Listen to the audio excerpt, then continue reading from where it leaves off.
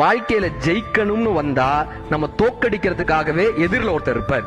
நம்ம ஜெயிக்கணும்னு வந்தா தோக்கடிக்கிறதுக்கு ஒருத்தர் இருப்பார். சரி, இப்ப நம்ம ஜெயிக்கணும்னு ஒருத்தர் இருந்திருக்கோம், தோக்கடிக்கிறதுக்கு ஒருத்தர் தானே வரணும்.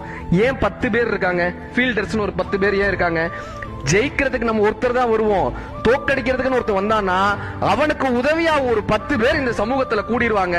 ஜெயிப்பதற்கு நாம் தனியாக இருந்துதான் நீ போராட வேண்டும், கூட்டத்தை நீ சந்தித்துதான் ஆக வேண்டும்னு கிரிக்கெட் கத்து கொடுக்குது. சரி, எப்பா இவர் கிரிக்கெட்ல ஜெயிக்க வராரு, தோக்கடிக்கிறதுக்கு ஒரு பவுலர் வந்தாரு, கூட ஒரு 10 பேர் இருக்காங்க. சரி, இவங்க தான் அவுட் ஆக்கணுமானா கிடையாது, நம்மளுடைய ரன்னர்னு ஒருத்தர் வந்திருப்பான், நம்மளுடைய தான் வந்திருப்பான், பேடு கிளவுஸ் எல்லாம் கட்டி நம்மளுடைய தான். அவன் இப்படி ஓடி வர்ற மாதிரி வந்துட்டு திரும்ப போயிட்டானா நம்ம அவுட்டு.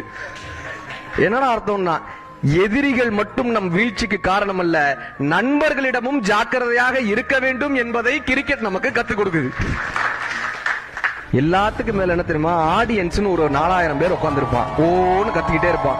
இவன் 4 அடிச்சாலும் கத்துவான், 6 அடிச்சாலும் கத்துவான், அவுட் ஆனாலும் கத்துவான். என்னடா அர்த்தம்னா, இந்த உலகம் வாழ்ந்தாலும் ஏசும் தாழ்ந்தாலும் ஏசும். எவன் ஒருவன் உலகத்தினுடைய குரலை காதில் போடாமல் அந்த களத்தில் நிற்கிறானோ அவனால் ஜெயிக்க முடியும்ன்றத கிரிக்கெட் கத்துக் கொடுக்குது.